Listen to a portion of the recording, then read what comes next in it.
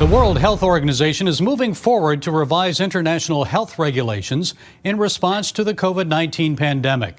Some member states are expressing concern over provisions of the zero-draft WHO Convention Agreement. Critics say the proposed agreement would give the WHO authority over health care, trade, and other aspects of our lives. Well, joining us to explain more is Reggie Littlejohn. Ms. Littlejohn is president of Women's Rights Without Frontiers and co-chair of the Stop Vaccine Passport Task Force. Hi, Reggie. Before we discuss how this ties into U.S. law, what would approval of this zero-draft agreement mean for people worldwide?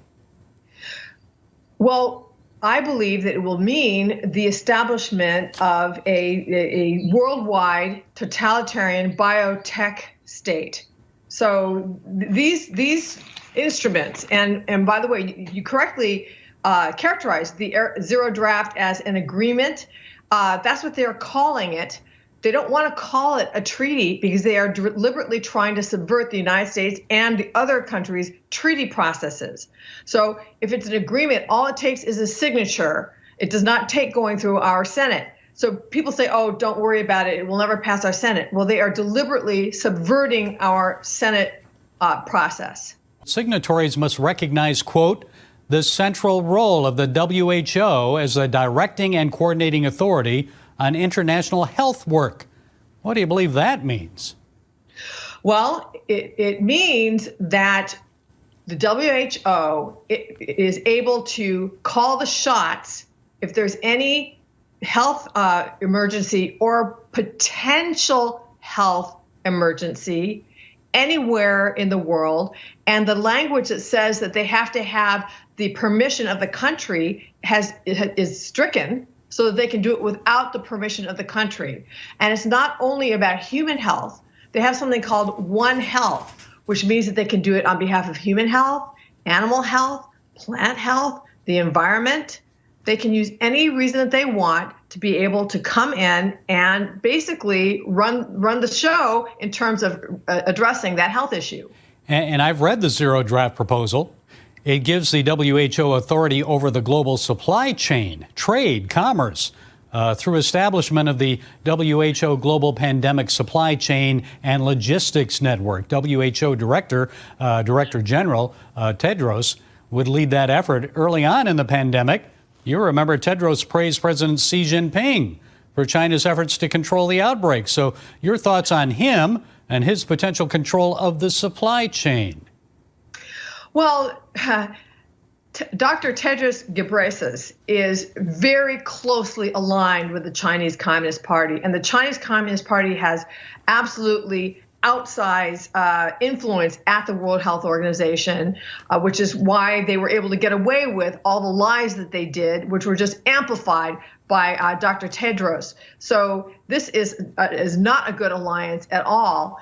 And in terms of the supply chains, they are also wanting to take control over the intellectual property. Like if somebody in the United States or another country develops a great vaccine, they're going to be forced to share that information, which I think is bad for the production of pharmaceuticals. I think that the intellectual property rights are very important.